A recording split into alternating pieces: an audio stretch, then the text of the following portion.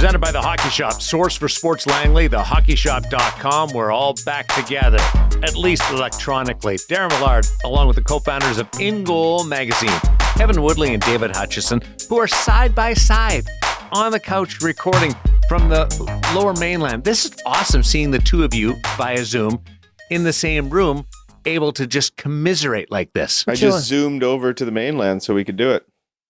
Oh, dad jokes per 60 is through the roof already. It's nice to be here with Hutch. And you know what the best part is? Today's interview was also done in person.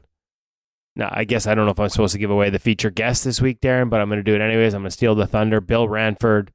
And we did it at his place in New Westminster, which means, yes, for anyone who saw our webinar with him, we saw the office with all the masks, trophies, and the jerseys, Conn Smythe trophies, Canada Cup, Stanley Cups, the miniature ones that the guys get to keep that win it, sticks from Gretzky, Lemieux, autograph. A little bit of fanboying going on there today. Even me, who's been around on the media side, the NHL for 23 years now, the fanboy came out. But best of all, the interview, I cannot wait for folks to hear this. It is, and it's not just nostalgia, his career. There's a little bit of that sprinkled in and how the game has evolved, but a lot of talk about where the game is going, where the position is going, trends, what he's seeing, how we keep developing, how to get better as goalies, as goalie coaches. Just absolutely loaded with great information. Sounds like you guys were giddy. Well, it's a big day, isn't it? Yeah. Oh, yeah. This is the day to be giddy as a goalie because it's International Goalie Day. We're all celebrating. It's the International Goalie Hockey Hall of Fame inductions next week with 3 different goaltenders going in this month in Toronto with Tom Barrasso, Mike Vernon, and Henrik Lundqvist all being inducted. Imagine sitting around with that group on induction weekend with that kind of round table. Don't give me any ideas. I'd be on a plane tomorrow if I knew I could pull it off.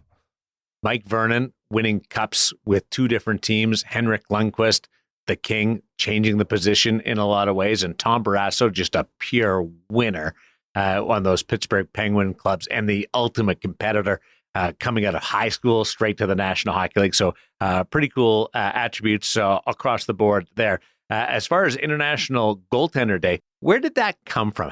What's the origin there?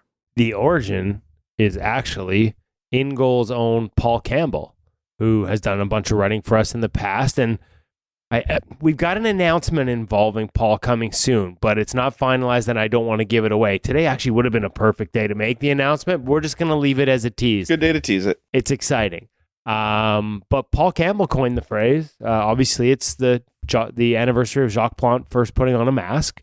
And Paul's actually written some incredible articles with one of our favorite InGoal readers and listeners, Chris Matola, about sort of the journey he had to continuing to play after hip surgeries. Mm-hmm. Fantastic read that anyone can look up online on InGoalMag.com. So, yeah, I mean, this has origins in InGoal Magazine, and not us. All credit to Paul Campbell for coming up with the idea of celebrating this great position. And we decided to celebrate it last year and this year by sharing InGoal premium content with everyone.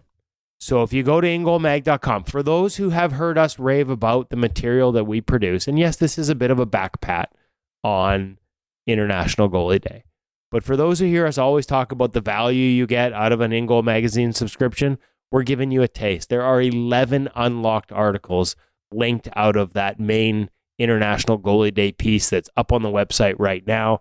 We're going to leave those unlocked, give you time to go through them. There's pro drills with Thatcher Demko, pro reads and pro tips with Linus Ullmark, Connor Hellebuck, Devin Levi. Thatcher Demko. Well, I mentioned Demko, I think. Like some of the greatest names in the game right now, coaches, goalies. We want to give everyone a taste for free. Celebrate Goalie Day with us. See what you're missing, frankly, and if you think it's worth it, then buy a subscription. But a little free taste on Goalie Day for everyone who maybe hasn't bought a subscription yet to see what they're missing, frankly.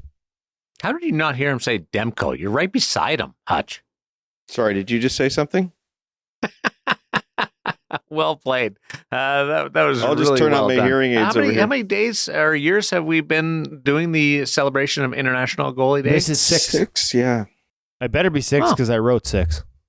Yeah, and credit and credit to Paul for starting it, and credit to every other goaltender out there who has picked up on it and realize that the goaltenders of the world need a day to be celebrated. So Paul might have planted the seeds, but it's taken a whole community to make this start to bubble to the surface. And I love seeing all the best wishes on Twitter and so forth every year. And I hope people out there are buying a gift for the goalie in their life. And we can think of a good one. We can. Celebrate International Goalie Day by buying the goalie in your life. A subscription to InGoal Well, Magazine. Woody's wife bought us a beautiful dinner tonight. That was a nice gift for the goalies in her life. You just went all announcer on me, Woody. Yeah, that was. I didn't even know I had that voice in me, buddy. I liked it. It was good. Really digging deep. You think I like Al, for that? So here in Vancouver, Al Murdoch goes to all the. He's one of the best, like the best, and he ends up. We lose him as the home announcer for the Canucks games. Anytime there's a big event like the Heritage Classic, he was there in Edmonton for that. So you're saying that little sampling might give me a chance to do some announcements? I have done PA announcements like in hockey, goals and penalties and things like that. I love it. I really enjoy it because you get to pretend you're a big voice announcer guy. It's fun. And you don't have to really say much. There's a little script. You say the name and the penalty, and then you repeat the penalty. And you might have to say final minute of play or last minute of play. And then that's it. It's a very uncomplicated job. It's when you get a bunch of penalties or some kind of special event announcement that it gets stressful. Hutch has done it. I did a few this year. It's pretty exciting. And I found it kind of busy because you got to get all the sponsor reads in and so on because it's junior. See, that I don't like. I just want to do the hockey stuff and somebody else can do the sponsor reads. And, I mean, you say it's easy, but maybe you've got a better mind for hockey than me. But when the scorer calls up and 6 from 13 and 2, and you've got to figure out which player that was and not forget to do this. And so I, of course, had to geek out and write a whole spreadsheet that I could type the numbers in and up come the names with a full script for me because I'm the geek in the group. But it is pretty fun putting on the podcast voice in the arena. Shots on goal that period, 12-9 for a 2-period total of 34-25. I screwed that up too. Listen, one word, and we'll get to Bill. I know that he's great, and we want to dive into the Sensorina feature interview. We also have the gear segment brought to you by the Hockey Shop with the Bauer line of pants, and we'll dive into that below their pro model. But one comment from each of you on the 3 Hall of Fame inductees next week, and we'll go probably a little more in depth, but Tom Barrasso, a word or a line from both of you. It doesn't have to be, I don't want it to be long, but I'm just curious about first blush. What's your first thought of Tom Barrasso? Hutch. Well, I think you brought it up already. It jumped out at me the moment it happened was straight out of high school into the National Hockey League. If you're listening to this show right now and you are a senior in high school, a 12th grade student in high school, playing high school hockey, you could be in the National Hockey League winning the Calder Trophy next year. Vezina too, didn't he? But just remarkable ascension. And then, of course, the gear stands out for, but you said one word, so I'm just going to cut it off at that. The jump from high school to the National Hockey League, pretty much unprecedented, and we are not going to see that again for a long time. Woody. Predates me. I don't honestly. I just like. I'm not going to blow smoke and a bunch of those exciting box pads. Throw that in. Yeah, there you go. Ahead of his time, right? Ahead of his time in the gear. Wasn't he an excellent puck handler as well? Oh, huge! He might be the Southpaw. Is he the all-time leading points getter in the National Hockey League for goalies? That sounds He's right. very close if he's not. Yeah, we will contributed double check that. I want to know what your first thought, Hutch, is on Mike Vernon. Long time coming. It's about time. How about that? Yeah, that's the first thought for me.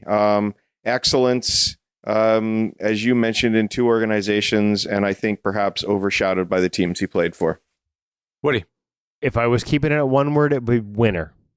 If I had to go beyond that, I've got a few other memories that are off the ice, having a chance to meet him at a golf course, And I hate to say this, apologies to Mike Vernon, but the one that jumps up the most to me is not a memory he would want me to bring up, but double overtime Pavel Bure 1994 Canucks Cup run. Before I was a journalist, I was a fan. I was in university, and me and a bunch of guys on a whim and after a few adult beverages hopped in a Volkswagen GTI that had 5 seats, and we had 6 guys and drove from Vancouver to Calgary to watch that game.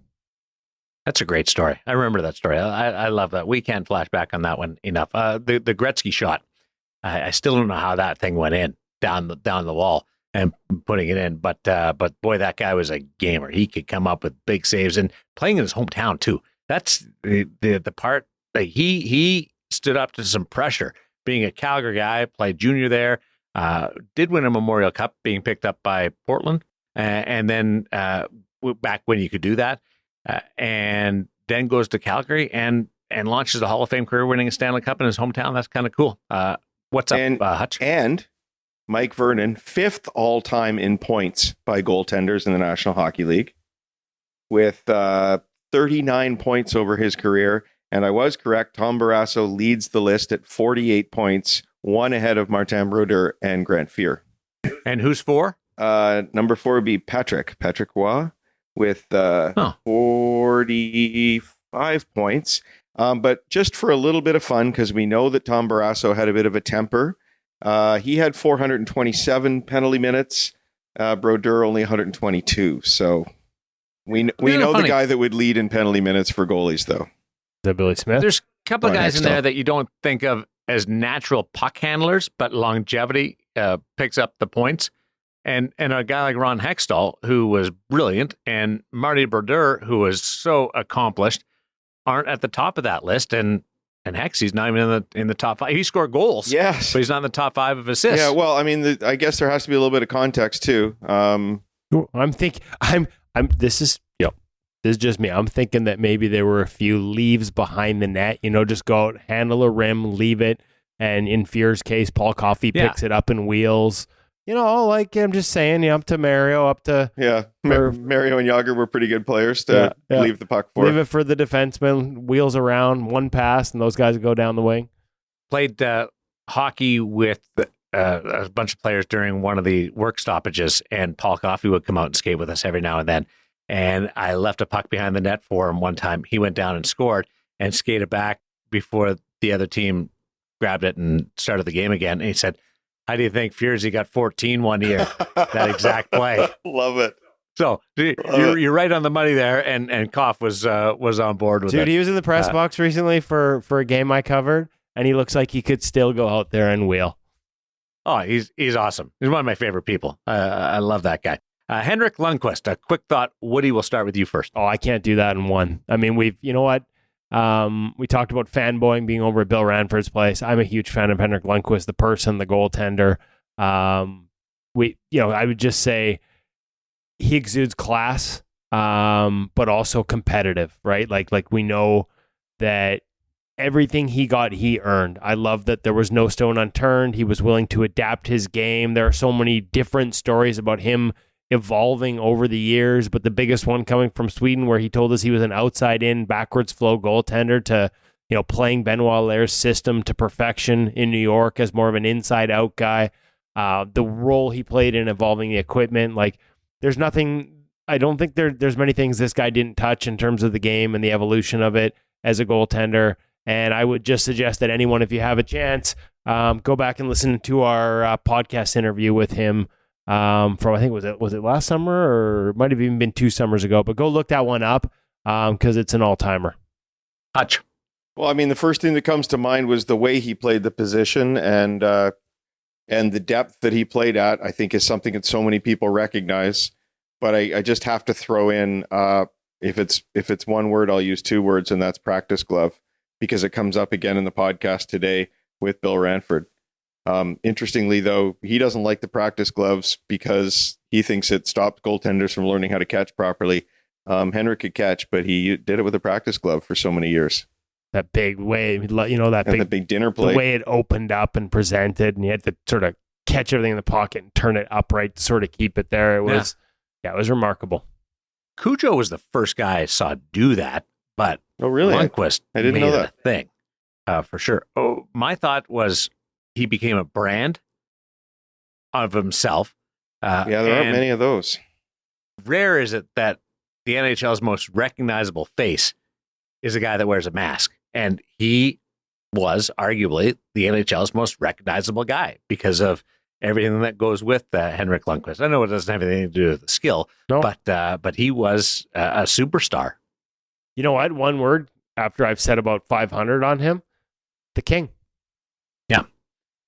And the graphics that he got going with the equipment in the back half of his career was spectacular. Hutch? Oh, he's just informing me that the king is 2 words. Oh, I'm feeling snarky today. I can't hear him. He's sitting back there, and I can't hear him properly.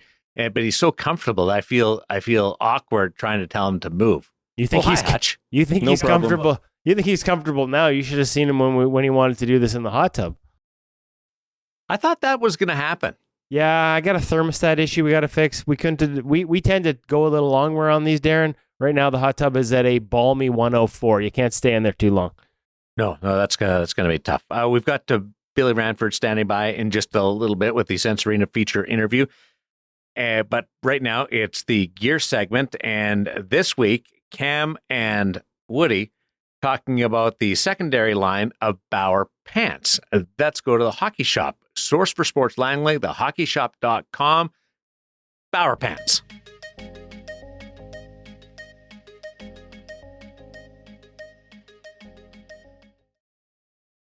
Welcome back to the Hockey Shop Source for Sports. We're here in Goalie Utopia with Cam Matwiv.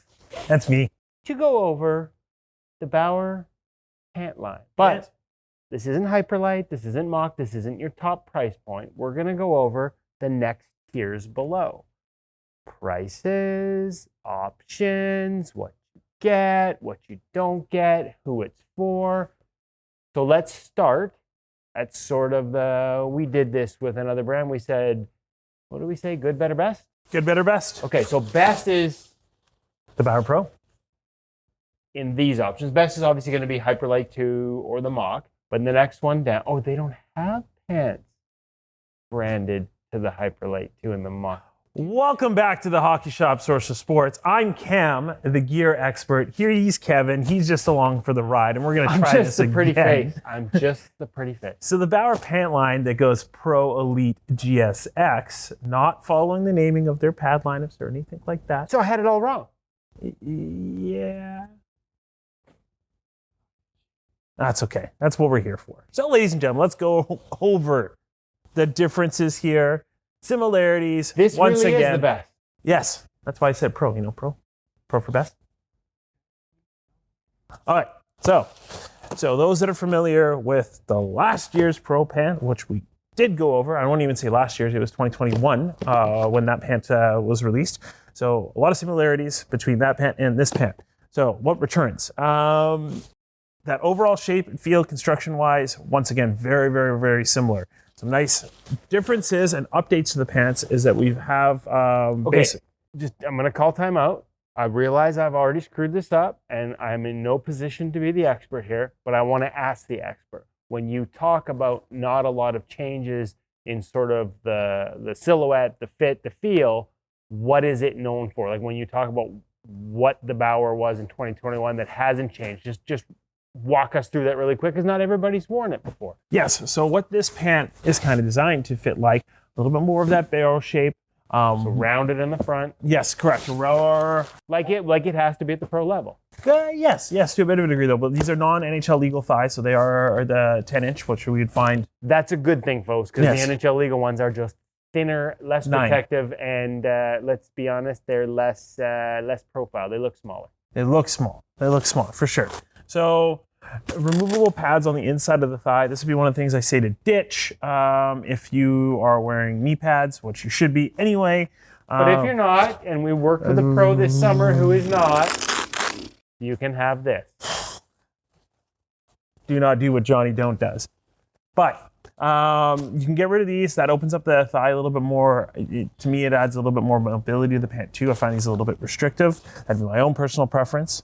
On the inside too, which is a little bit harder to show, there's actually a strap connection point that goes hand in hand with actually the Bauer knee pads themselves. So you can connect the knee pads to the inside of the pant. Correct. So a nice additional feature, kind of sliding up. Their style of segmented protection, which is... Segmentation was the word of the day a couple weeks ago. Yes, it was. Which is also featuring their DTC foam. So now what's changed is we used to see pour-on. DTC is the new foam, impact-resistant foam that's taken over. So it's going to do basically all the same things as pour-on. And we have that in the segment. So we have that in the amp, and then we have that also in the actual amp. You said amp. I'm not here to talk about getting more power out of my stereo in my 85 GTI like I was in high school again. Active motion protection is what AMP stands for in this case, folks. Yeah, I'm trying to be of use today. He's catching up. So some of the new features that we do see, though, we have seen some refinement just on some of the high wear areas of the pant. So we are featuring basically a vinyl material. Vinyl, like, it may be a vinyl, but it's a very rich feeling. Like it's got a very nice feel to it. I feel like vinyl almost like maybe the car guy in me, vinyl feels cheap. That feels really nice. Yes, so it's on those areas that usually getting a lot of contact with Velcro or just abrasion wear. So again, designed to improve some of the durability of that overall pant. Removable now, internal belt, which is something that was... Okay, you're going to have to do a lot better job of showing. You can talk about it, I'll show it. Removable internal belt. Great overall feature. Again, depending on how you like to wear your pant. As me, it's someone that tucks in. I would get rid of the internal belt as I'm using the suspenders to help hold that pant on and kind of float it on me a little bit more. And I would definitely be using the inner belt because I like to sort of create that larger barrel fit but have it tight around the waist. I love inner belts. So I love the fact that you can do both in this pant. You can have an inner belt or not. Excellent. One more feature that is definitely worth calling out would be their inch drop. So by actually removing the suspender buttons on here and then tacking that down one on each of the price points of pants, you have the ability to extend that pant by an extra inch. So if you've got longer sort of knee to hip measurements, you can actually make that pant a little longer if you need a little more length. Correct. Also potentially adding additional growth room to the pant itself. Great for parents who are looking for something that's going to grow with their kids. And you said that... Sorry, is on the Pro, Elite, but not on the GSX. Okay, so let's go to the Elite as the next price point down, which again does include that ability to lengthen it, which is great for young growing goaltenders. I mean, let's be honest, like we get into some of those ranges, kids change an entire size in season. The last thing you want to do is buy a new set of pants, keep them protected, keep them in a pant that fits. I love that option. So when we go to the Elite, obviously you're going to see some differences in the price point. So we're not going to be featuring that DTC foam anywhere on the pant. Your standard HD, LD foam blocks all the way throughout. Same overall cut of pant as well. It's $100 cheaper. Yes. You're going to get less for $100 less. Exactly. We still feature that removable internal belt, which we saw here over on the Pro. Like that? Yes, but what I do find that the best upgrade over last year's model, the 2021, everything about the pant's actually a little bit thicker. So this got a bit of a protection beef over the previous Elite model. So again, and to be expected, you're maybe not going to get quite the protection level you get at the highest end pant. You don't have that specialized impact absorbing foam, but you've got a little more protection than past models. You still have, again, nice dynamic 2 flex, which is carried over from last year. Nice, flexible, segmented protection on the front of the pants. I like segmentation, Cam. It was your word a couple weeks ago. Removable belt, a lot of nice features there. I like it for $100 less. Okay, one more step down. GSX, once again, actually got a little bit of a protection upgrade too as well. So the thigh blocks are a little bit thicker. But here's where we started to see the most differences between that and say like the Pro price. And this is the lowest price. This is designed as more of a youth pant, no? It goes down to the youth sizing, but this is available in senior as well. So your first foray into ice hockey altogether. You're not looking for the utmost protection. You're looking for something to get me out on the ice. Lower level beer league, maybe, if you're not facing guys that shoot at 80, 90. Roller hockey, ball hockey, things like that too as well. This is where this pant comes in premium, because you don't need a pro pant to go, play some of that stuff, but you need something that's still going to move, be lightweight, and still obviously give you some protection. Guy who's never had one of those stupid orange balls leave a welt on you. back in the old school yard days, right? So you still get a removable belt, but beyond that, that's when you start to see, again, the most differences. We're not going to feature that inch drop in terms of for adjustment with the pant itself. Still kind of standard overall fit, but once again, a little bit less protection, no DTC foam, nothing like that. A little bit, like I hate to say it, but almost like a player pant, except for with some level of protection over top of the thighs. I would still say it's as far from a player pant as you want to be. So I started bad, I end bad, but I did some good things in the middle of this segment. How about we do another good thing and give you the number to call Cam? 589-8299 or 1-800-567-7790, or check them out at thehockeyshop.com, where I've got all these pants listed. There's some stock left over from the last year's pant, the 2021 version. Still on sale. It's still on sale. Definitely worth checking out. If I don't have that, obviously we've got the new ones. This is why we give you his number, folks, and not my number. Did you really want to call him? We do. That's fair. I don't have all the answers. That's why we come to the experts like Cam and his crew at the Hockey Shop. If you have any questions, make sure you reach out to them. Leave some comments. We do need to get you in the comment section, my friend. We got a lot of questions in there. And as we established in this segment, I'm not suited to answer them all. We need to go to the experts. So I promise we'll bring that to you soon, folks. Keep the comments and questions coming. And remember, if you ever have anything you're uncertain of about a product you're looking to buy, there is no better person to call than Cam or his staff here at the Hockey Shop, or check them out and send them an email at thehockeyshop.com.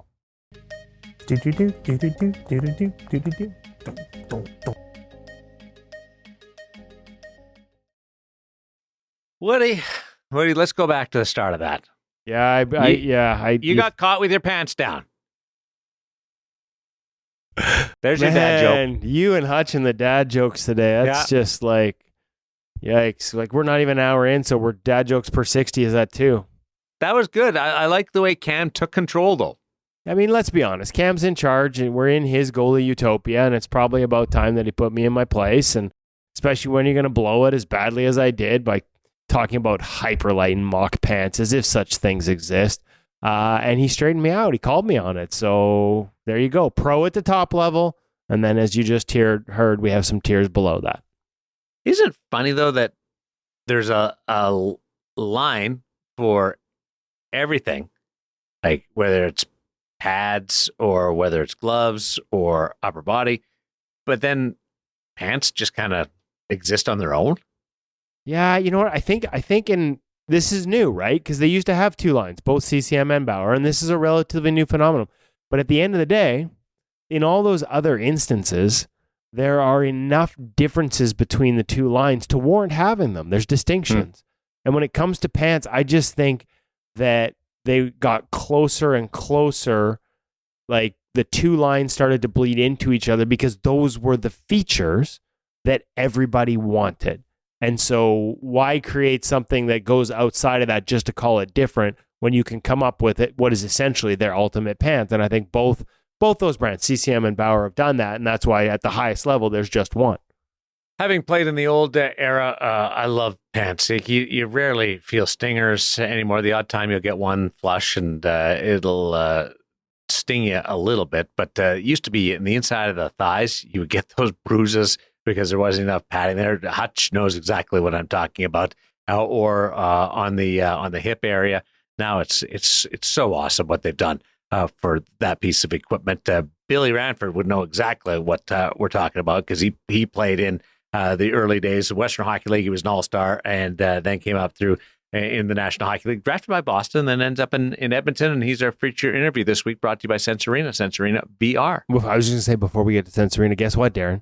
We talk about equipment with Billy and about the fear factor and bruises and all the different things. And not just about what it used to be like, but specifically how the changes to these equipment lines completely changed how goalies play. So that's a fun part of this conversation. But to get it back to our friend Hutch and Sense Arena, that is the one beauty of working in a virtual reality environment.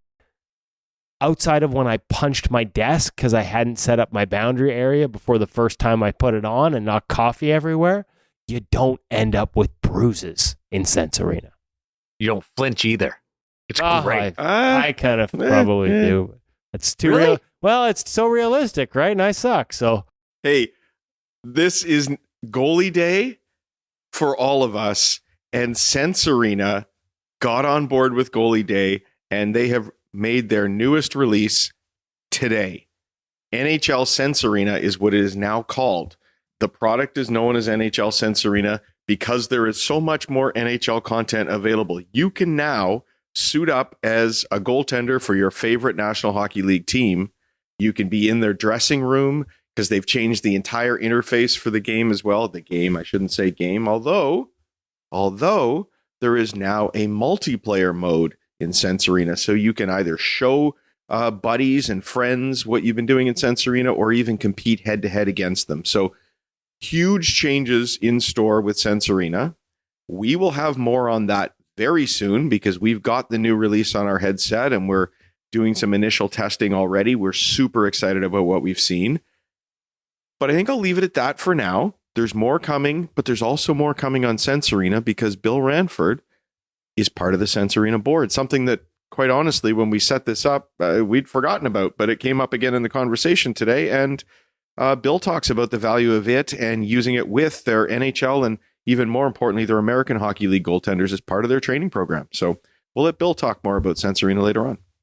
So Bill is the director of goaltending for the Los Angeles Kings, longtime goaltending coach with the LA Kings, winning a couple of Stanley Cups as a coach with that organization. And you guys catch up with them in the Lower Mainland, and it's a 7-8 hour talk. You didn't record the whole time, but you guys hung out a long time. Yeah, to Bill, it probably felt like 7 or 8 hours. I think it was only 4 we were with him, though.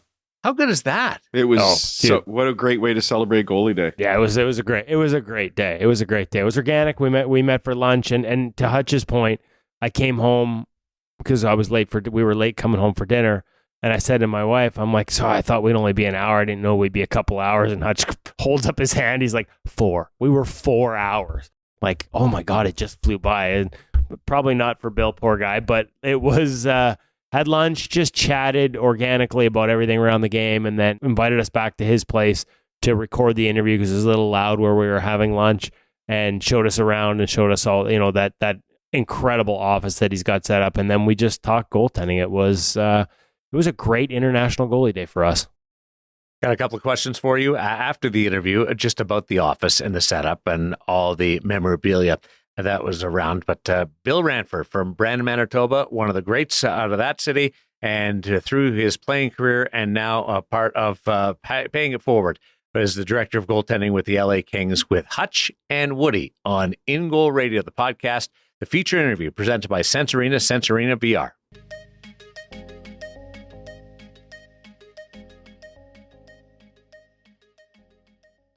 Really excited to welcome back to the InGoal Radio Podcast, Bill Ranford of the Los Angeles Kings, with a new title this year, Director of Goaltending with the Los Angeles Kings. As much as you can, walk us through how things have shifted in your day-to-day and overall since walking away from being on the ice on a daily basis. Yeah, I think the biggest thing for me is having that ability to be home in New Westminster, which I haven't had that opportunity in the last 12 years. Kind of when Daryl Sutter took over, it was like, you're going to be full-time or find another job. So that's when things changed for me. So that ability to be around my wife and my kids and grandchildren has been a lot of fun. From the work side, it's been really interesting. It was a crazy summer. We hired 3 new positions within the goalie department. So that made it, which is usually my quiet time, a very busy time. And then, right now, as far as my new role, it's just kind of get my feet wet and trying to figure it out. There's no real map for what my job looks like. So just working with Rob Blake and Jake Goldberg, between the 3 of us, we're trying to figure this new role out and kind of get to the point where we have a better system for finding goalies. And, from the free agency standpoint, when you need to go out and find a new NHL goalie, we have a system in place. One of the guys that you hired is Mike Buckley, who sort of steps into the shoes that you occupied before in terms of the day-to-day on ice with the Los Angeles Kings. How much are you involved with him just in terms of that communication back and forth, right? Like, he's new into the organization. Goalies you might know better than him, at least, in terms of Phoenix Copley being a guy who's back. Like, are you guys bouncing stuff off each other? Obviously, you leave him to his own devices on certain things. Like, how interactive is it? Well, we try to be interactive as possible. The big thing that, when I started investigating this role, I approached some of the other goalie coaches around the league that kind of got a little bit of a leg up on us with having a director of goaltending. And the biggest message that I got is it's important that you're making things better, not making things harder.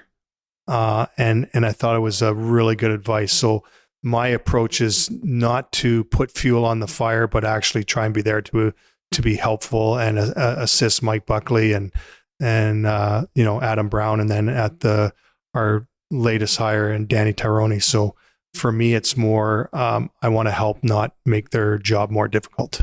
When you look back to your playing days, when you probably wouldn't have even had a goal, like now we've got entire departments. Like, when you look back, do you wish you'd had this much in resources and support? How have we seen this evolve? And I'm guessing it's all positive in your eyes.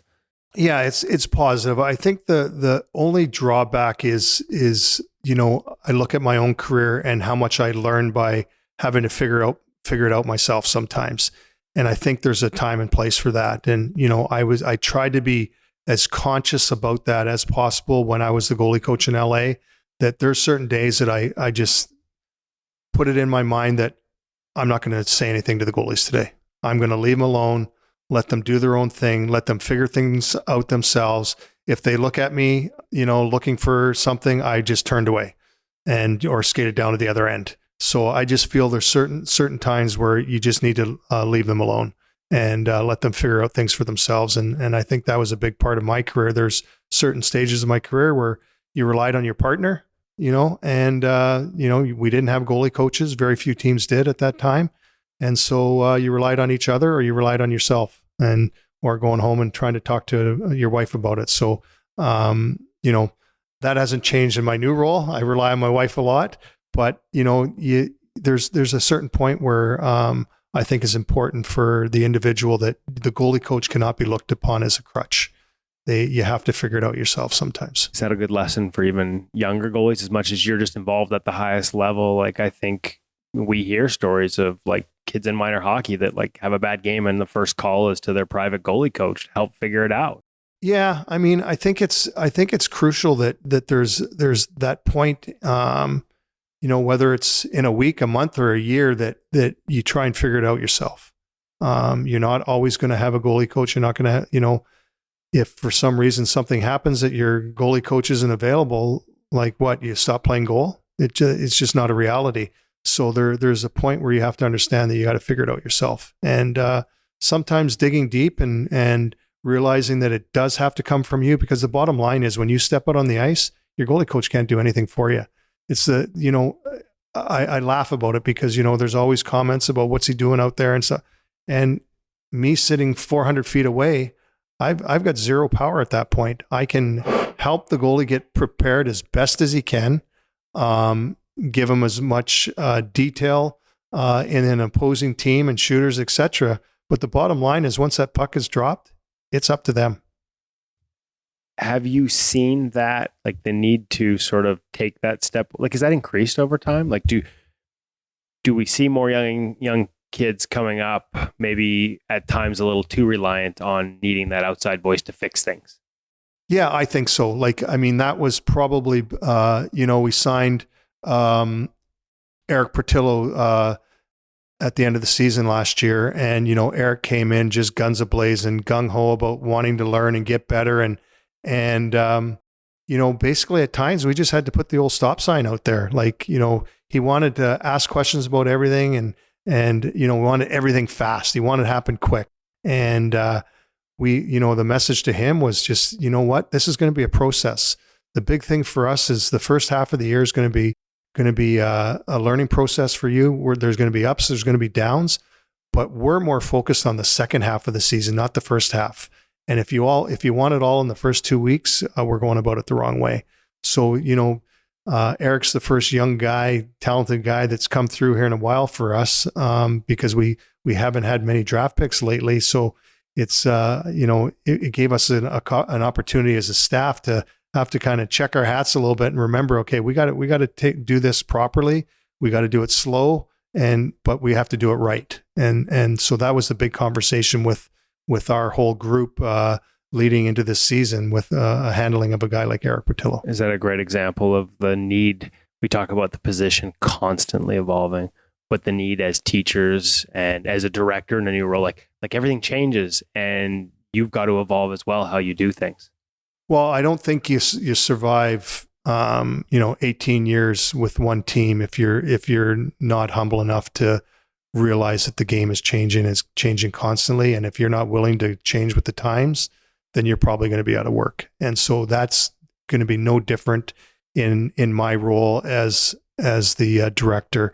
I'm going to constantly have to continue to learn, continue to watch, see what other teams are doing, see what other goalies are doing, other goalie coaches.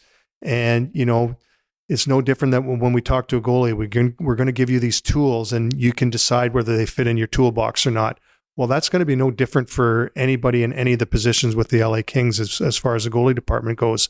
We're going to have to look for different tools throughout the way to try and make our goalies better. And if we're not willing to have open eyes and be humble enough to understand that we don't have all the answers, then we'll fall behind real quickly. Well, it's interesting because during the pandemic, when there weren't as many games and all that stuff, like you really you never stopped learning, but you were one of the guys that everybody talked about, like showing up at conferences.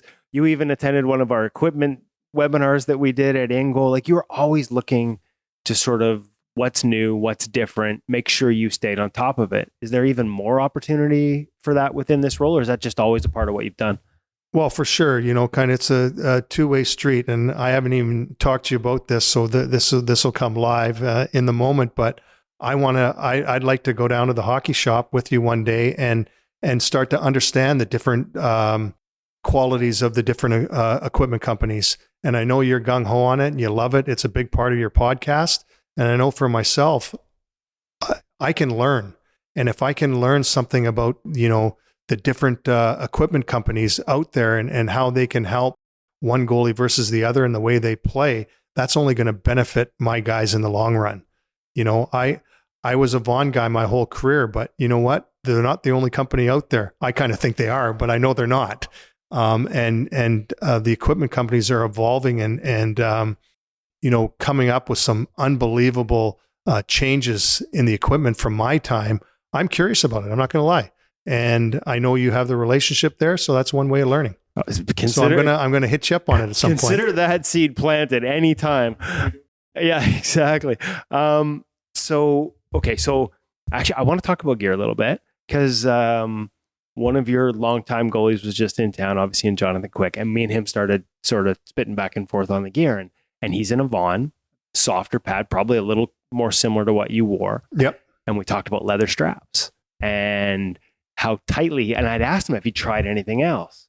Have you even tried like a fixed strap that you can do up tight, but it's Velcro? And he's like, nah, but they all loosen up. He wants it as tight as possible. The way the gears evolve, the way guys wear it now, like, did you wear anything? Like, were you always like quickie in terms of the tight? Where do you slide on that scale? Yeah, number one, I couldn't butterfly. I physically couldn't do it. So the sealing of the ice that way was never a high priority for me. It was having that ability with by the end of my career, I was a little bit more of a hybrid stand-up and butterfly, but very, very little butterfly coverage. So I relied on the ability of having to seal my pad standing up. And the best way for that was having the leather straps and having them cinched tight from the kind of the top of the shin down, and then loose to be able to have the mobility at the knees. I could never. I tried it. There was that short time where you saw a lot of guys going with the floppy straps and the pads just flying all over the place, but there was no knee coverage like they have now that you were able to do that, and you were taking pucks to the inside of the knee left and right, and that was never fun. So I think just that's the way I handled it. Was I right? No, like when I went to the Canada Cup with Marty Brodeur, he had the pad flopping all over the place. He was, stand up. I'm like, what are you doing? And he started talking about, the ability to get that pad to lie flatter whenever he did go down into his butterfly. And his butterfly was a lot like mine. So there wasn't a lot of big coverage, but then you saw Patrick at that time, which, we didn't really play in that era where you were stopping pucks that you weren't supposed to just because you were in a position to stop them. We had to stop everything. So now you've got these guys that are using the technology of the pads, the ability to have them flat to the ice, having coverage, wide flares in their butterfly. These guys are making saves that they're probably not supposed to just because of the improvement in the equipment. And you kind of probably just answered it, but like, how big was that to the evolution of the position, having pads that rotated around the leg and the knee stack that landed flat? And so I think Mitch Korn used to use the phrase contortability. He used to have that in his scouting, and it's gone now because you don't need to. The pad does it for you. Like, is it possible to state how big that was for the game, having equipment that would just take away the bottom of the ice by dropping to your knees? I don't know. I never wore them. So you're asking the wrong guy, but obviously it's been a huge change. And I think the combination of that and the high density foam that they're using now, I caught the tail end of the era where it was a mix of horsehair and high density foam. Now it's all high density foam. So you're just talking about the weight, the wear and tear on our bodies of the physicality of lifting the pads back in the day and how wet they would get. You would play a back to back and they wouldn't dry. People don't understand that physicality that goalies of our era dealt with on a regular basis. Did you ever weigh them? Because someone showed me recently that they had an older pad and it didn't weigh that much more than a modern pad. And I'm like, and it kind of had me scratching my head because we always heard these stories about how much heavier those were back then. It was mostly about how they were by the end of the game as opposed to big time, and you'd go through a stretch where you play, back then 3 games in 5 nights. And by the third, the water just wasn't leaving the pad and you could feel it as soon as you go out for warm up. I mean, I kind of forgot about it a lot. And then I put the real pad on when I did the movie Miracle, and one skate and my legs were crazy fatigued. And this was just with breaks left and right. And I forgot, the water builds up in the bottom of them, which then filters down into your skates. And so you have the combination of both lower boot and the skate boot all being wet. You forget about that aspect of things. Did you, I was trying to think like alumni games or anything like that you play out now. Have you ever put on the modern pad that rotate for you at any point? I wore for the first Heritage Classic that was 20 years ago, dating my age now. I wore the pad that I finished with. And then when I did the Winnipeg Heritage Classic, they designed my graphics in a new pad. And it was night and day. But the thing is, obviously I wasn't high priority at the time. And they did it, I think it was probably October when we did the game. And I got the pads in LA, I think 2 days before I had to leave. So I had them on for one practice. And usually I would take about 3 months to break in a set of pads. And so that was really awkward for me. But the fact that they were so light, that was the first time I ever played in a game with a new high-end light pad. It was the first time. And the difference between that and even the Miracle shoot. Yeah, night and day. But I mean, obviously I've now, in my time in LA, I usually practice with the team. I try and do it one to 2 times a year just for laughs. There was 2 years ago where Quickie was playing every night and he got into this habit of not doing morning skates. And I did a month of doing every single morning skate. And finally that I was like, hey, my body is breaking down here. And I stopped doing it, but I went into the new set of gear that way. And it was, it's night and day. It is like just the puck hurts, but does not hurt anywhere near like in the era that we played in. You feel it, but doesn't Like, it's funny because we showed us your masks and I came to this late. I couldn't imagine standing in front of shooters in the masks that you grew up wearing.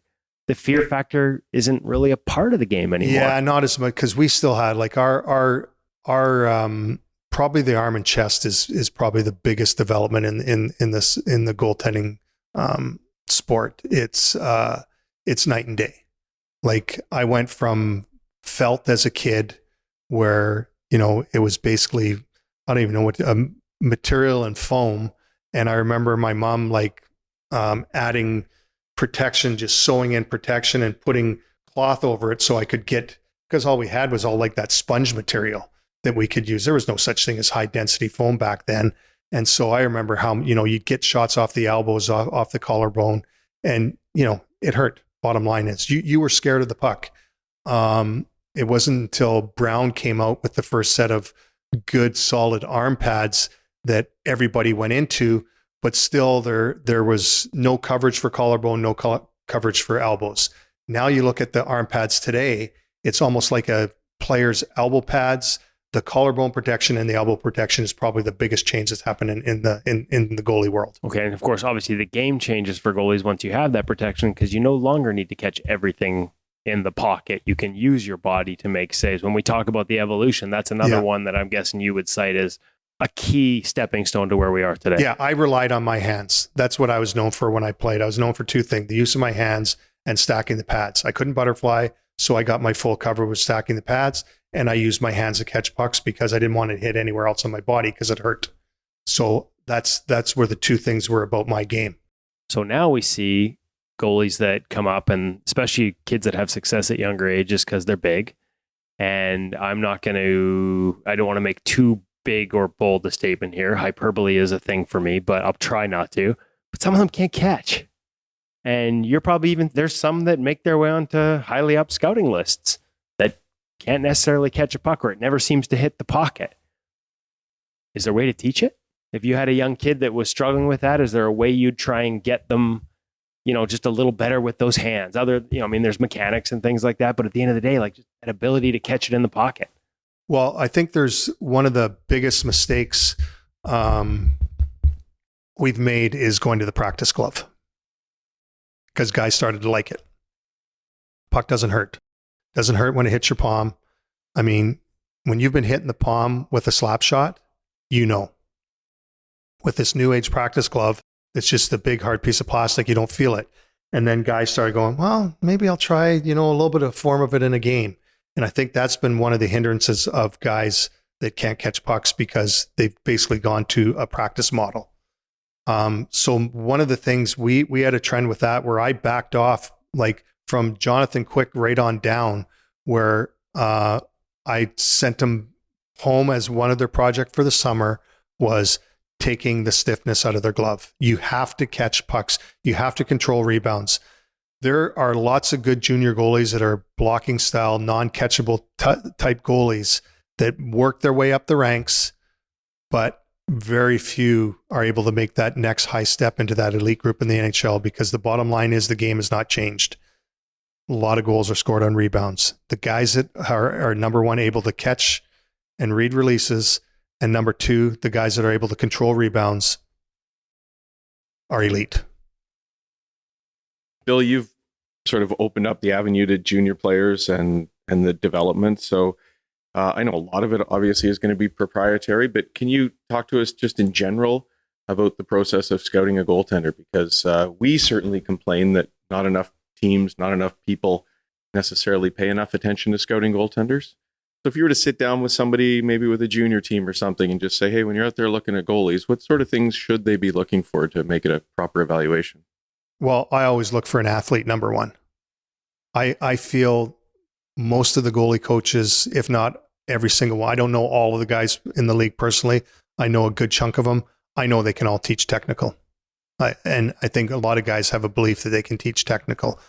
But this athlete, a guy that has an athletic component to his game, I love. And then you have to be able to skate. You have to be a strong skater. And if you can get around the crease in a controlled manner, I think from there, those are two two things that are key for watching guys. I call him what's the form? That guy that looks pretty in the net. We would call it the Goalie school the goalie? goalie school goalie. Yeah. The goalie school goalie, that you give them a pattern, they'll nail it. Then you throw a puck in the middle and they lose all composure for the ability to stop the puck. So I feel if you have that goalie that's a strong skater, that's an athlete with a little bit of a technical package, that's kind of the ideal guy that I look for. You want to look for that gamer, the guy with the intangibles where the game's on the line and he's going to do anything to stop the puck. I'd rather see that guy. And then, for me, that was Jonathan Quick. Mm-hmm. If you look at Jonathan Quick when he broke into the league, the technical side of there was not there. But his ability to take in information and learn and be willing to try things was off the charts. I went into Reading one night and he played walkouts like I used to play, straight up and down, stand up goalie, pads together, force the guy, use your stick to force the guy to go around you. So we started talking about getting a little bit lower, a little bit more athletic, being kind of a off angle, like a 1/3, so that you're already angling towards the blue paint and everything. And we talked about this in a morning skate. And I'd never ever seen it in my career. He went out that night and applied it in the game. Oh. It was off the chart. I couldn't believe it. For me, it would have taken a month minimum to even be willing to try it. Yeah. And he went out and executed it that night in the game. And that's what was special about Jonathan Quick. He had an ability to understand his body. You could tell him something. And as long as he just didn't do something because you told him, he wanted to understand why. And he was able to go and execute it. Like, it was funny. I had Quick and Bernier at the same time. Joe Bernier was a very high, well-gifted, technical goalie. And if you wanted to change something, you had to show him why that was going to make his game better.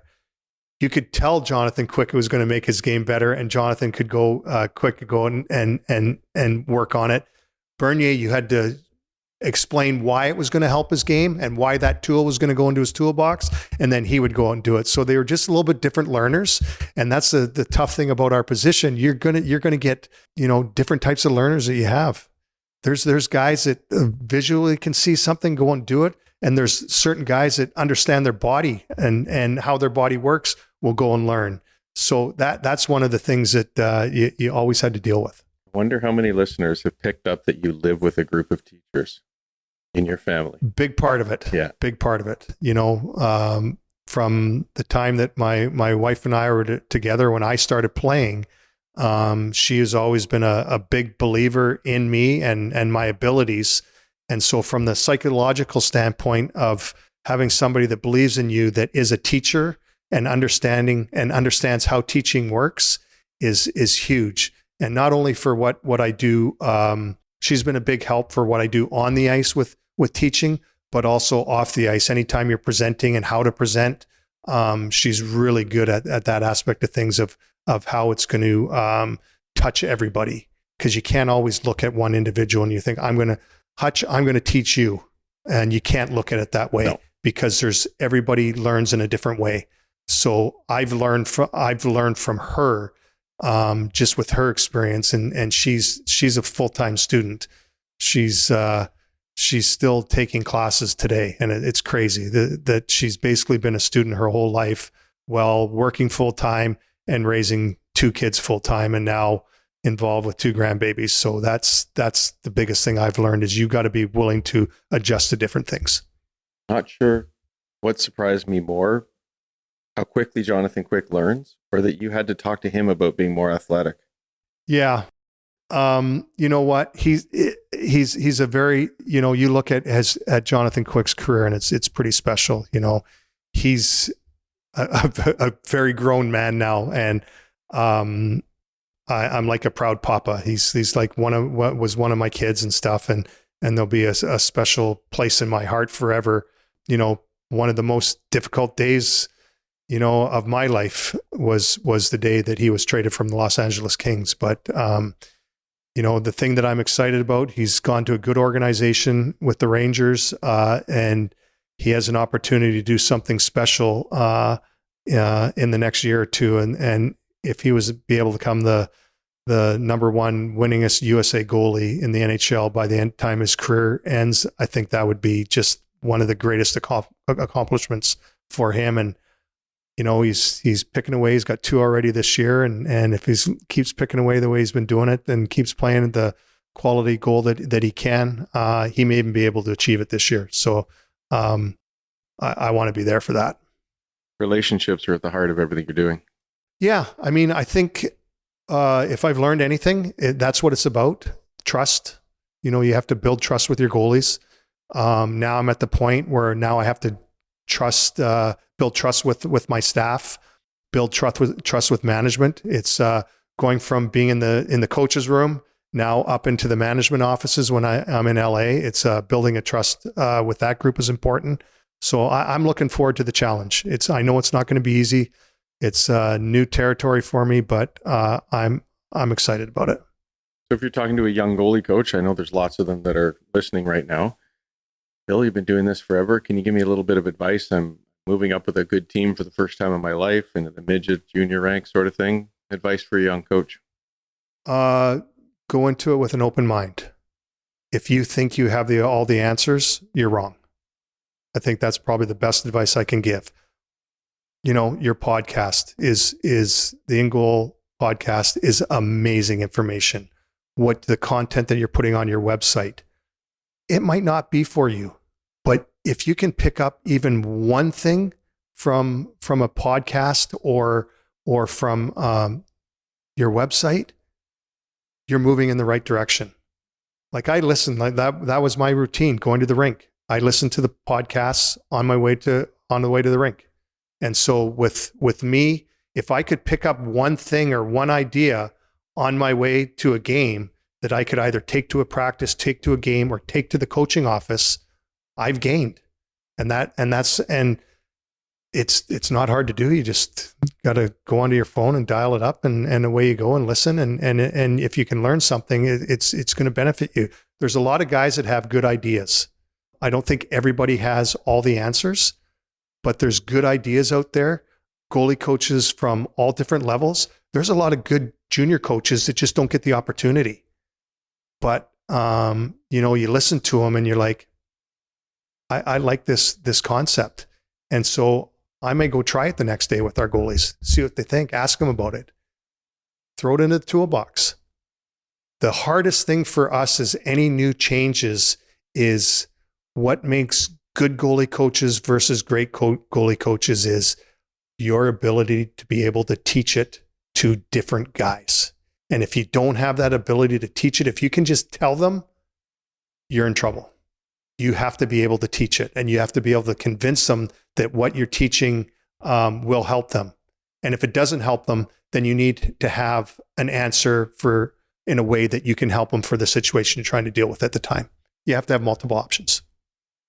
This is just my strange brain working here as it does, but maybe in the tone that you're looking for an athlete to be a goaltender because they've got that raw skill about them.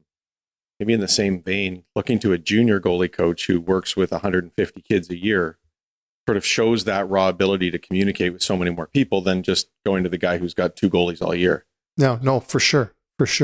We in LA, it gets hard to do, but we try and mentor.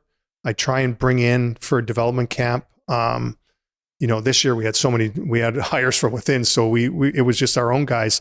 But that's how Matty Miller got involved. Matty Miller, I've known his dad was my trainer in Edmonton, and now he works with Warrior. So obviously there's a connection there. And Matty just asked about coming out. I'm like, absolutely. His dad's in El Segundo. He can walk to the rink, and that's how the relationship started with him. So that's what I try and do as much as possible when we have the opportunity is bring in a coach that we can help mentor.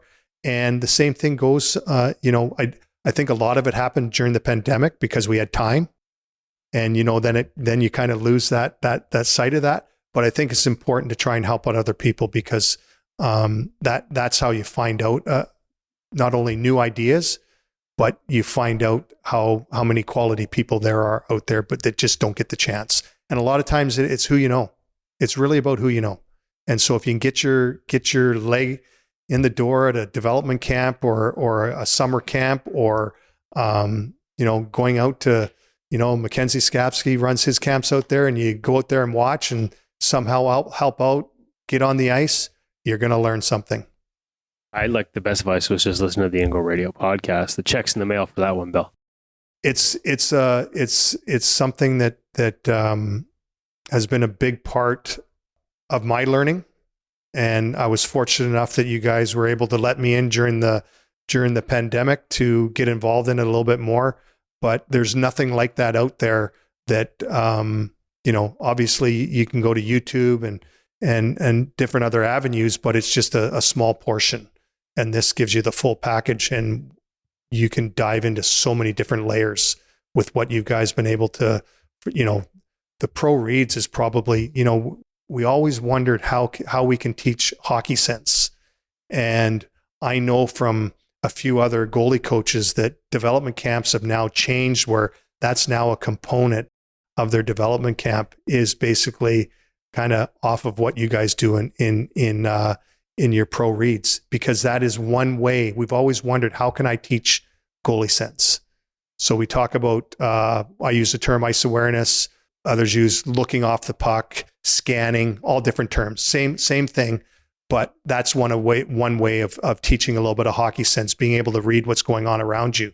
But these the physical pro reads where you can see what the goalies are reading, and I've told Jonathan Quick that he has to come on this program at some point, because his son is a goalie now, and his son can learn a lot from this program.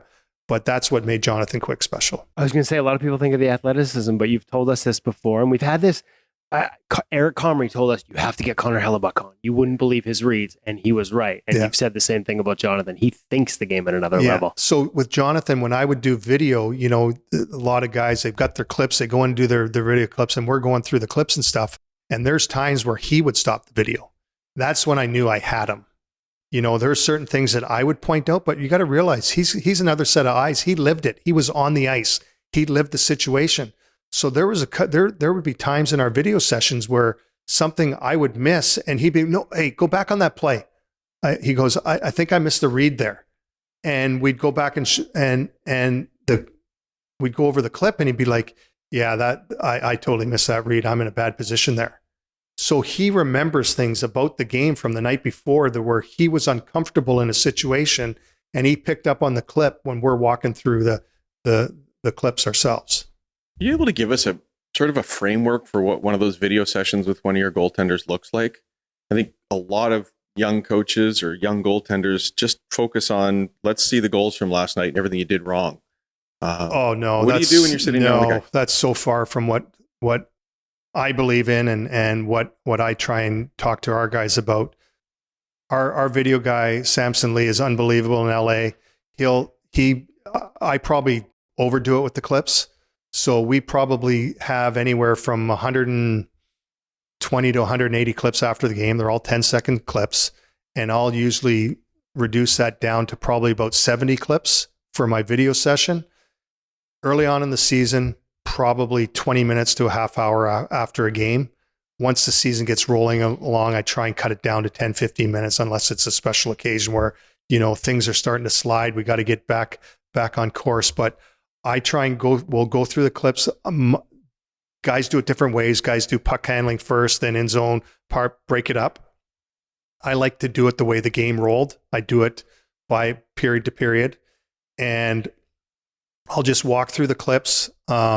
Some I'll go over quickly where I don't think it's much. We'll skip over it, and then I'll have comments where I'll say staggered feed left to right, and I know it's a lateral play going high to low or low to high, and I'll look at positioning, save execution, kind of combination.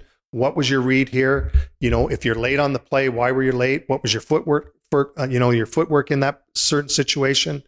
Back in net play, did you lose sight of the puck? Why did you lose sight of the puck? Where was your coverage? Talked about hockey sense, the ice awareness, you're scanning. Okay, you've scanned, you've seen a guy that he's backdoor. Do you make an adjustment off the post to flatten out because you know the guy, or give back depth? I'm at the top of the crease. I realize there's a guy behind me. Do you make that read? And number two, do you make that adjustment to reduce your depth? Because you got to be able make that skating move to be able to get back door. If I'm going from the top of the crease, on a good strong pass, I don't stand a chance getting back there to make the save. But if I give back a layer of depth, I give myself a chance. I want to keep the puck in front of me. Everybody's talking about feet set, puck in front of them these days. So if you take in that information, if you don't do anything about it, why are you taking the looks? Doesn't make any sense. And so that's where the hockey sense of teaching hockey sense comes into play. So I want the goalie to read and react. So if I have a clip where I think a goalie's fooled, I'm like, and I don't attack him. I'm going, what was your read there? Well, I was read the shooter coming down. I got the shoot. Like there's clip where a goalie will step out. Well, why are you stepping out? Well, because I know that my D's got the backside covered. I know I can be more aggressive to the shooter. I locked onto the shooter. Or I didn't see the guy. I was too aggressive. Lateral feed, tap in. Whoops. Bad read by me. Okay, what could we have done different? Look at the rush. Look, here's an opportunity. The guy's outside the dots. There's an opportunity for you. Take your scan. Look to where he is. What hand is he? Is he on a one-timer or is he on a catch and release? So we're taking in that information to make that adjustment. If a guy carrying the puck is on his backhand, I know he's not as big a threat. I can start rolling back to the post. I don't have to be as aggressive to the shot. I got to worry about an east-west play, my ability to use that post as an anchor to be able to push back out. So those are that's what I'm looking for in the clips. This would be a super educational exercise if we could sit down with some Kevin Woodley video and you could just go through. I'd love that. Comedy routine is what it would be. What the? And maybe it wouldn't be coming off the conky because then we could figure out why you got a knee to the head. Yeah, exactly. Yeah. Usually when you splay out face first on the ice, that's when you get kicked in the head. That's part of the problem. I should diagnose it happened to me a lot.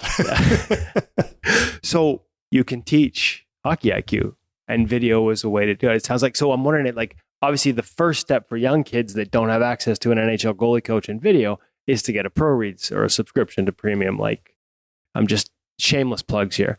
But you can watch, this is the one thing we've heard from kids don't watch hockey enough anymore. Like you can watch it with a critical eye and watch other goalies and see what they're doing. Right. So go individualized and go to these different aspects of programs that are out there for them, like your InGoal.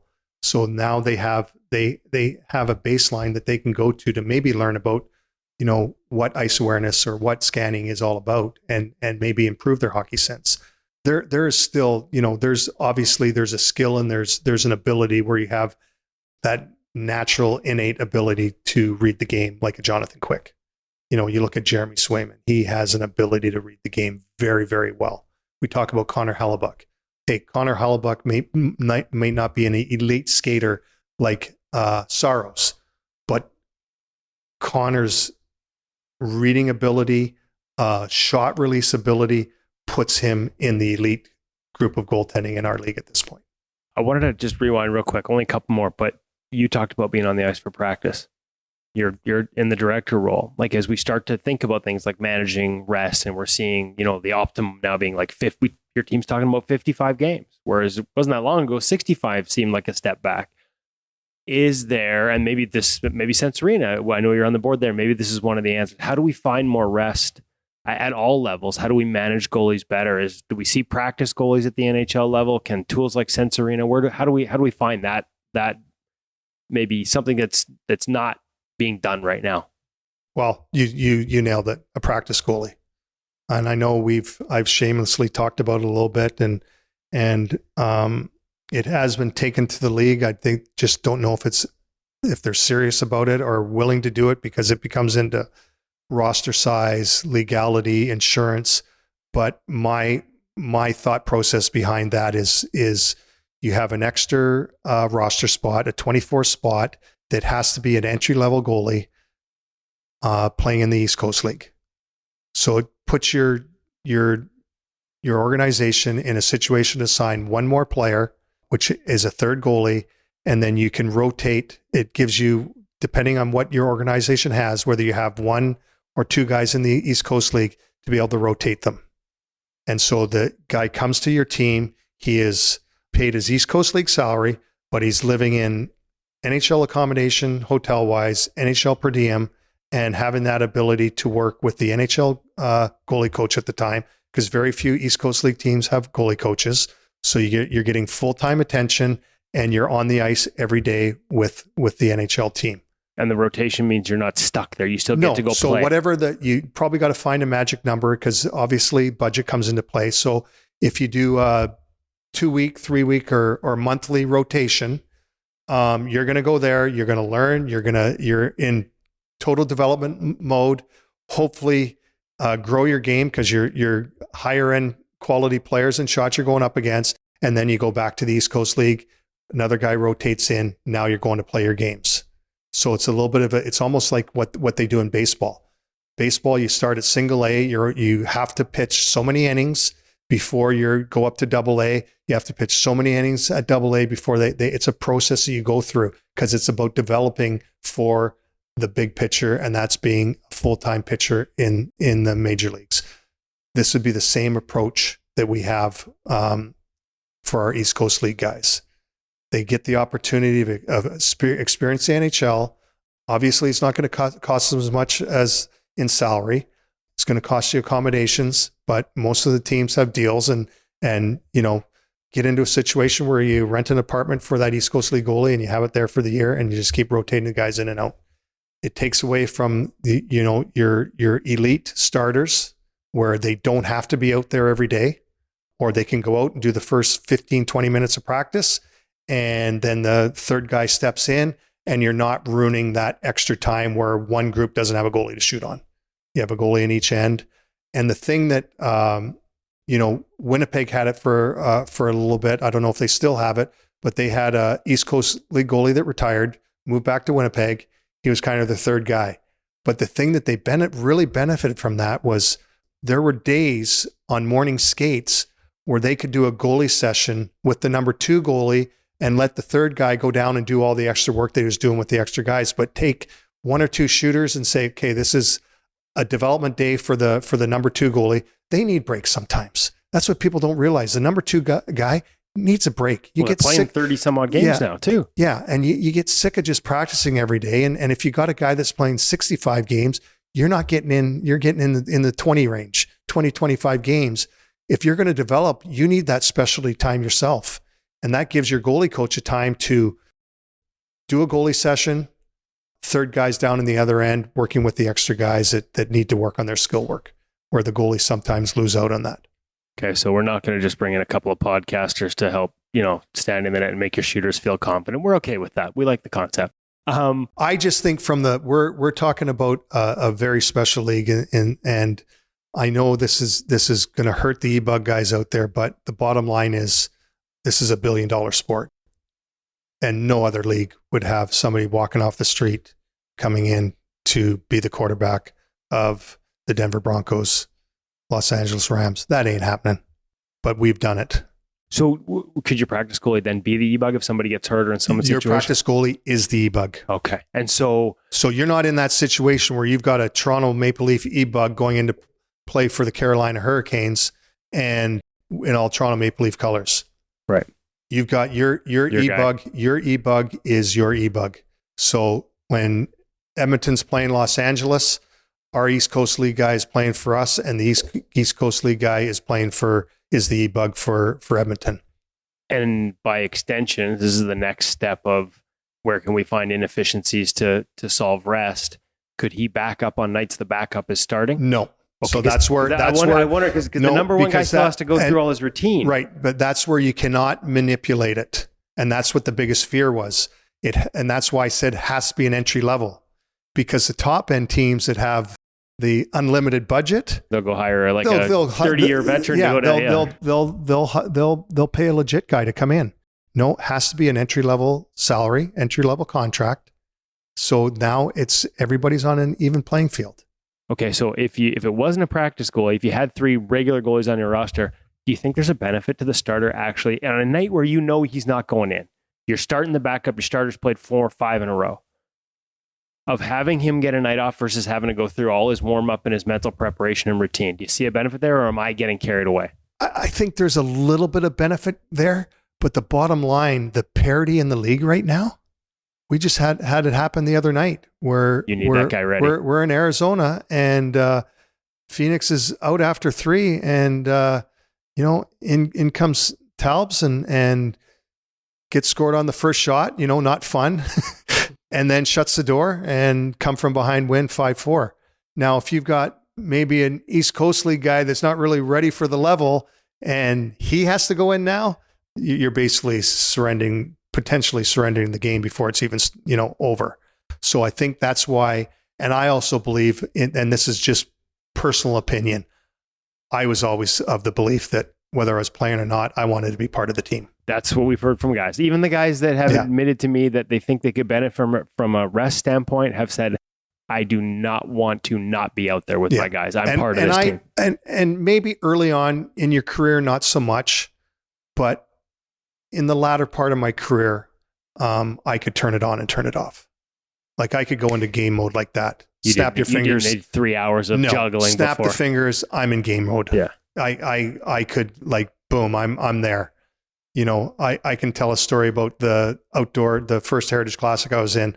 I'm with Dwayne Mandrusiak, who's the head equipment guy for the Edmonton Eskimos it's a long story. Should have been 50 years, but came up shy. But he's the one that gave us the whole one piece, the onesies, because it was minus 40 out with the wind chill. And he's in the penalty box with me. Fierzy plays the first half.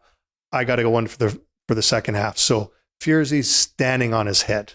And I'm like, oh my God. And him and I are talking and then it went down to the 5-minute mark before I had to go in. And I don't hear the story till after the game. I guess Dwayne was talking to me and I just went, phew. I went into game mode. I didn't hear anything he said. I was like, started getting myself ready. And he tells me the story after the game. He goes, I was trying to talk to you and it was like, there was nobody home. You just went into game mode. And so that I know I at that point, there was a point in my career where maybe not early on, but where I could snap into it and I'm ready to go play. I'm reminded of a Kevin Costner movie, the one where he's the pitcher for the Tigers. It's before every pick's like clear the mechanism and then everything around him from all the screaming in the stands just goes blurry. That's kind of what comes to mind. Okay, this is indeed the last one. It's one thing for me and Hutch to get on here and talk about Sense Arena. You're on the board. I know you believe in it. To have a beer leaguer say this thing is legit is one thing. We just looked at a Conn Smythe trophy in your office and a Canada Cup, and gold medals and, letters from the Prime Minister. So for you, this is a legit tool. Yeah, I think especially for the young kids, I know we're trying to find a way for the guys in the American Hockey League, the minors and the NHL. And I think, it's like anything. You have to start from the bottom and work your way up. And, obviously they brought on Devin Levi, who's a huge believer in it. And, that those World Junior guys that were stuck in the bubble, that's where probably it really started to grow. And that's where we started to use it, where we started to lose that practice time. Any young goalie out there, there's always a financial burden to anything you do. But one thing I know, for the full subscription, it's basically probably one individual's one-on-one session on the ice. This will take you a long way. If you're too many times, what do we talk about with our young kids? Not enough time on the ice, not facing enough shots in practice, the whole gamut. Well, this gives you another avenue to do it, and you're not putting your equipment on every day. If you choose to throw your knee pads on, or even put knee pads and pads on, you can utilize it, or you can sit on a ball, sit in a chair. That's the thing about it. There's just so many different avenues that you can use it, from what it does to you physically. And I know that's the approach that I'm trying to take with our young guys, is if there's a way to teach them to take just that little bit of stress off their body, if they can build off it. So if we give them a day off and they just want to keep a little bit sharp, they can throw the headset on for 5 minutes and do a couple of drills and set it down and you're done. So that, for me, that's the approach. I'm just trying to come up with a system, because at the NHL level, great for an injury, great for the off season. But once the season, we're on the ice every day. My job as a goalie coach is more about maintenance. So it's a different role. So now it's finding a way to get these guys rest, not put more on. But for somebody that's just learning to play the position, or is lacking ice time, lacking reps, this is the most realistic thing you're going to face. It's unbelievable. Like where it started 4 years ago to where it is to now is night and day. Like the work they put in it is incredible, and it's only going to get better. So if you're a young goalie out there or a parent of a young goalie and you're looking for, obviously it's not 100% realistic, but it's, I'd say high 90s. There's a lot of reality about it. And if you're wanting to get better without spending hundreds and hundreds and hundreds of dollars for individual work, I know I'm killing probably the private goalie coaches, private goalie coaches, but there's also a place for them because there's a lot of really good ones out there, and there's a place for them, and that's another side of it. But I can't have a private goalie 7 days a week. I can't.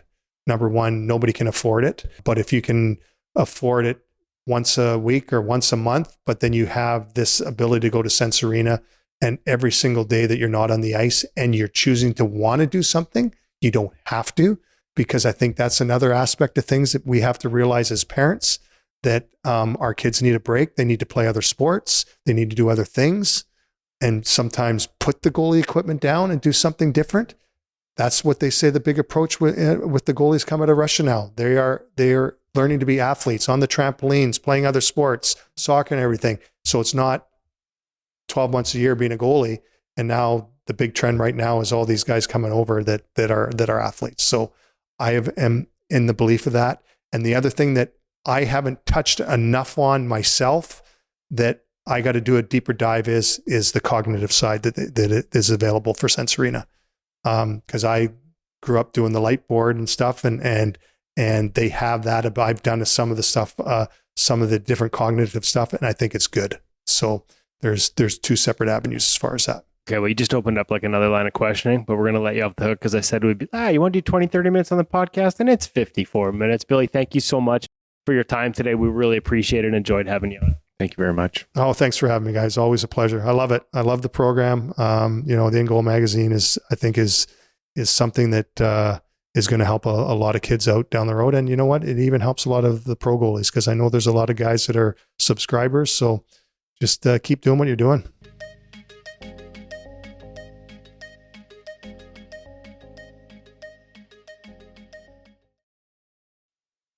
Love the Sense Arena talk. He has bought in and is helping take that to the next level. And not to be too self-appreciative, but Bill's a big fan of InGoal. Yeah. Both our jaws just about hit the table as he started to talk. It's pretty good tire pump. Super exciting. Super exciting. We had not asked him to say anything. We'd not pushed any topics. I honestly didn't know that he listened to the podcast on the way to the rink when he was in Los Angeles. That was news to me. So that was pretty flattering to hear that. And but I'm not surprised, because as we saw, especially during the pandemic, this is a guy who, and he talks about it in the interview, the reasons why and the origins with his wife and daughters being teachers. Like, this is a guy who never stops learning, and that's why he's always been so good at his job. And he's going to be good in the new role, because he never stopped sort of evolving and learning. And so we shouldn't be surprised that he wants to hear what other goalies and other goalie coaches from all over the world are talking about and working on, because he is, he's never a closed book. He's always open to seeing if he can learn from other people. And so as much as we were surprised, and pleasantly so, I guess we shouldn't be, because if there's a podcast on goaltending, Bill Ranford's going to be a guy listening to it. I think he just plain old loves the position. And then you add in some natural curiosity to that. And being able to communicate what you're thinking, it's perfect. And then just add a little generosity on top of that too. What a generous human being, and what a kind person to let a couple of dummies like us into his home to talk goaltending. You guys talked about The Office, and it's got the masks up. We've seen that. It was one of the great things about the during the pandemic, and being able to lean on him.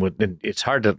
What he says is great, but then you're looking at what's in his background. It's like, holy cow, look at his masks and the trophies and the sticks and everything. And then he's so great about showing it around. But the trophies, every player that wins the Stanley Cup gets a miniature trophy, miniature Stanley Cup. Mm-hmm. Is it the same way with the Canada Cup? He's got a miniature. I don't remember Canada if Cup, there was a Canada or was Cup it just in there. The jerseys? The jerseys are there for sure. Maybe Canada Cup rings was what they got. There's a medal. Was that a world champ? There was a World Championship medal hanging on the World Championship jersey. They ended the big. He was in goal for the end of the Team Canada World Championship drought. Luc Robitaille scored, and it was a shootout, and Billy made the big save. Remember that? Honestly, so on Canada Cup, like for sure the jersey stands out. There were, let's just say, there were a lot of trophies in that room, Darren. And I may not have checked the label on everyone. I definitely asked for permission to take a picture of the Conn Smythe Award. And there's 4 miniature Stanley Cups there, but I didn't look for and can't specifically remember if there's a replica Canada Cup or not. I've never seen one, so I was just curious whether it existed. But there was miniature Stanley Cups. A letter from Brian Mulrooney commemorating it and thanking him for his role in it. That was pretty cool. Wow. For those listening south of the border, that's the former Prime Minister of Canada. Yeah, yes, okay. I forgot. Not everybody realizes who that is. It was just a really fun day. And like you said, I don't fanboy out very often, Darren. You know how it is when you're around the game that much. But I'm just a fan of Bill Ranford, the person, and he was so gracious with his time and welcoming us in today. It was a really, really, really special day. Miniature Conn Smythe, miniature Stanley Cups, and World Championship medals, and the jerseys all up there. Did he keep any of his own sticks, or is it all? I think I saw a Ranford stick there. Yeah. Oh, you did? Oh, good. Yeah. And obviously tons of his masks too. Yeah, those are cool. Collection. What kind of mask did he wear? I can't remember what model that was. I didn't even look to see what model it was. Yeah. I'm gonna bet there was a Harrison in there. I was gonna say probably through the era. There's probably Harrison for. Yeah, a good chunk of it. He showed us the first mask he ever wore, and let's just say I wouldn't even play street hockey in it. Showed us the mask he wore. Oh, from like Pee Wee hockey. It was so small it wouldn't even fit on our faces. I don't think. Was the one with the Canada flag. Was that World Canada Cup or no? It was just from when he was younger, and he said it was a Plante mask because I brought those up. I used to wear a Jacques Plante Fibrosport mask. But this was plastic, and it was basically a road hockey mask. Yeah. It was super flexible, unlike the old Fibrosport fiberglass ones. And he said he wore it in games, and I just am terrified at that thought. He started his career in the SK2000 and the HM30, and I remember that part. Yeah. And then he obviously working his way around the league with different masks, but the Oilers mask is one that stands out. I'm jealous. I'm really envious and happy for you guys. That was sounds like an amazing day just based on what was a snippet to your entire day that we just heard. That was cool. Very cool. It was very fun. And we get to end it talking to you, Darren. Like this truly is an international celebration of goaltending. So it's good. You got the high, and then you get reminded of what real life is like talking to me. Well, you should come up for a visit because he wants to go to the hockey shop with us. Really? He brought that up as well in the interview. So no way. Yeah, you should just come on up and we can all geek out over at the shop together. Let's do it. Are we allowed to have that many Brandon boys in one room? Oh, that'd be so good. He was young then, but I always claim he was a base brat, military. But I do claim him as Brandon guy. Awesome stuff. Congratulations, you guys. Well done. We rode a nice little loop today, International Goaltending Day. We got the Hockey Hall of Fame inductions coming up.